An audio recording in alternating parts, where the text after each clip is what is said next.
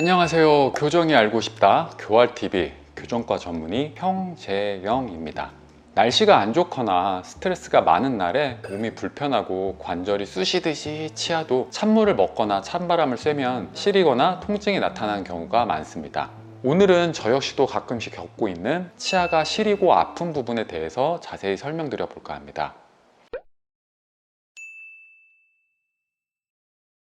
치아는 혈관과 신경을 가진 살아있는 조직이기 때문에 찬 음료나 음식을 먹을 때 살짝 시린 현상을 느끼게 됩니다. 하지만 이런 시린 증상이 2주 이상 지속되거나 통증을 동반한다면 더 이상 자연스러운 현상이 아닙니다. 이렇게 치아의 최외층인 범낭질 또는 치주 조직이 상실되어 치아 부분이 기계적 자극이나 온도 변화, 삼투압 등 외부 자극에 대해서 시리거나 동통을 나타내는 증상을 치아 과민증 혹은 민감성 치아라고 합니다. 차가운 음식 또는 초콜릿처럼 달콤한 음식을 먹거나 질긴 음식물을 씹을 때 짧고 예리한 통증이 생기시는 경우가 덜어 있습니다. 이러한 식품들은 치아의 내부 신경과 외부 표면을 이어주는 미세한 통로에 자극을 주게 되는데, 그러한 자극이 우리 뇌에서는 시림이나 통증으로 인식하게 됩니다. 치아는 그냥 하나로 매끈하게 이루어진 물질이라고 생각하실 수 있으나 치아 내부에는 신경 및 혈관 조직이 존재하며 겉에는 단단한 상아질과 범낭질이라는 조직이 감싸고 있습니다. 치아 내부 신경이 외부 자극을 받을 경우엔 시큰한 통증을 느끼며, 신경이 충치나 염증으로 인해 문제가 있는 경우에는 정상적인 자극에도 민감한 상태가 되는 것입니다. 내부 구조를 현미경으로 자세히 들여다보면 기둥 같은 여러 가지 구조물들이 모여서 다공성의 구조를 이루고 있게 됩니다.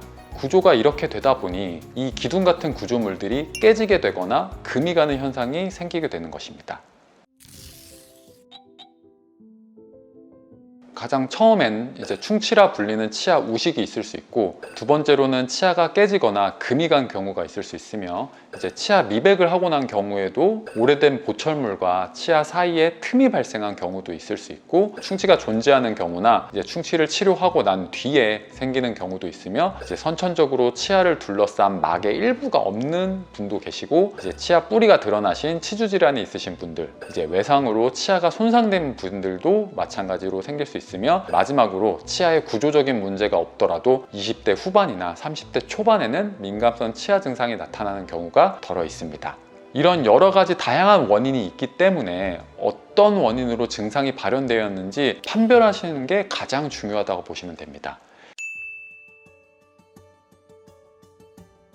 앞서 원인들을 살펴보면 대부분은 눈으로 확인되는 증상들이시기 때문에 본인이 거울을 보고 충분히 확인이 가능합니다. 운동하시는 분들도 눈으로 몸의 변화를 확인하면서 본인 사진을 찍어 놓는 것처럼, 치아도 매일같이 양치하실 때마다 거울로 입안을 들여다보면서 치아 색상이나 이물질 등이 끼지는 않았는지 확인하는 습관을 들이시는 게 좋습니다.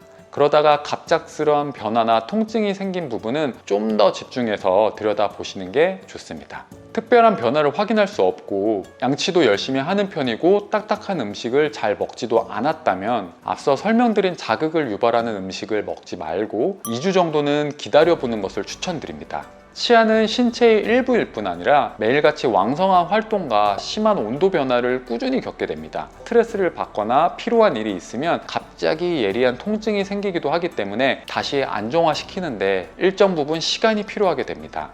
반면에 본인이 생각하기에 외상이라든지 과격한 운동이라든지 딱딱한 음식물 섭취와 같은 뭔가 찝찝한 일이 있었고 거울로 치아를 확인하는데 뭔가 달라진 느낌이 든다면 치과를 바로 방문하시기를 권유드립니다.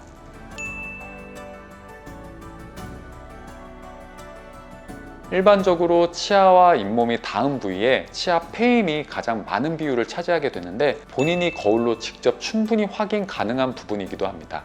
개인적으로 페임이 심하지 않다면 저는 그 부분을 채우기를 추천드리지는 않습니다. 페임 부분을 채우기 위해서는 약간의 치아 삭제와 함께 추후에 달 떨어질 수 있는 불편감을 감수해야 하고 탈락 시에 계속 채워야 하는 문제를 가지고 있습니다. 따라서 저는 대부분의 환자분들께 시리니 치약을 사용하기를 권장드립니다. 일반 치약과는 다른 성분이 포함되어 있어서 시림 증상을 완화해주는 효과가 뛰어납니다. 치아를 자세히 들여다보면 상하세관이라 불리는 미세한 구멍들이 있는데 이 시리니 치약에는 염화스트롬튬이나 질산칼륨, TCP 등의 물질로 이 치아의 입구를 좁아지게 하거나 액체의 이동을 감소시키게 됩니다.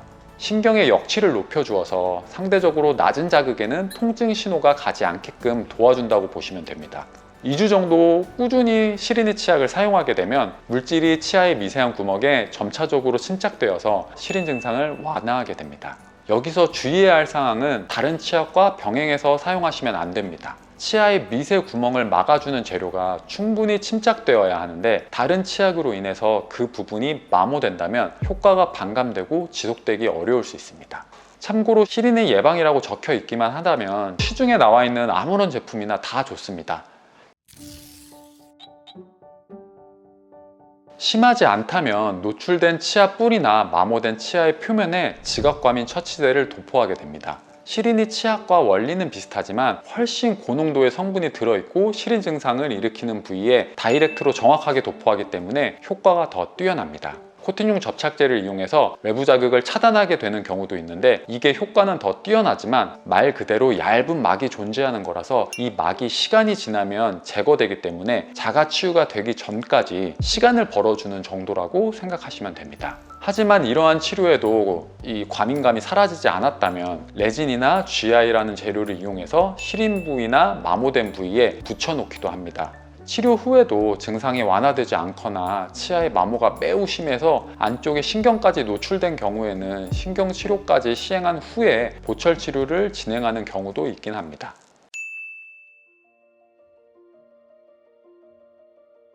치아가 시린데 주요 요인은 치아 패임과 잇몸 퇴축이라고 생각하시면 됩니다. 앞서 설명드린 치아 구조에서 범랑질을 제외한 상아질, 백악질 성분은 약하고 무른 편입니다. 따라서 범랑질만이 입안으로 노출되어 있다면 아무 문제가 없지만 나이가 들어감에 따라서 구강 위생 불량 등의 문제로 인해서 잇몸이 내려가게 되고 상아질과 백악질이 보이게 되면 치아가 더 패이게 되고 시린 증상을 강하게 느끼게 되는 것입니다. 치아 패임의 주요 요인은 강한 교합력입니다. 일반적으로 모든 치아가 균일하게 닿는다고 생각하실 수 있으나 사실은 사람마다 강하게 교합되는 특정 치아가 있습니다.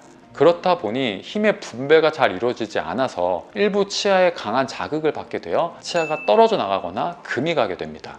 일반적으로 남성분들이 심한데 이는 힘을 쓸 때 자기도 모르게 앙 무는 습관 때문에 더 많이 자극을 받게 되고 문제를 발생시킵니다. 그래서 운동선수들 중에는 이를 방지하기 위해서 마우스피스를 착용하고 운동하시는 분들이 많습니다. 그 다음으로는 올바른 칫솔질 방법으로 치아 마모와 치은 퇴축을 예방해야 됩니다. 칫솔은 미세모를 사용하시고 끝부분이 휘게 되면 바로 교체해 주셔야 되고 칫솔질 방향은 좌우가 아니라 위아래로 해주셔야 됩니다. 잇몸도 마사지 해주듯이 진동을 줘서 자극해 주는 게 잇몸 건강에 유리합니다. 또한 너무 차가운 음료와 음식으로 치아에 과도한 자극을 주지 않도록 주의해야 됩니다. 특히 더운 여름에 얼음을 치아로 깨서 먹는 게 치아 건강에는 가장 안 좋은 습관이라 생각됩니다. 오늘은 누구나 한 번쯤 겪게 되시는 시린 증상에 대해서 알아봤는데 많은 사람들이 도움이 되셨으면 좋겠습니다. 다음번에도 좀 더 도움을 드릴 수 있는 콘텐츠로 찾아뵙겠습니다. 감사합니다.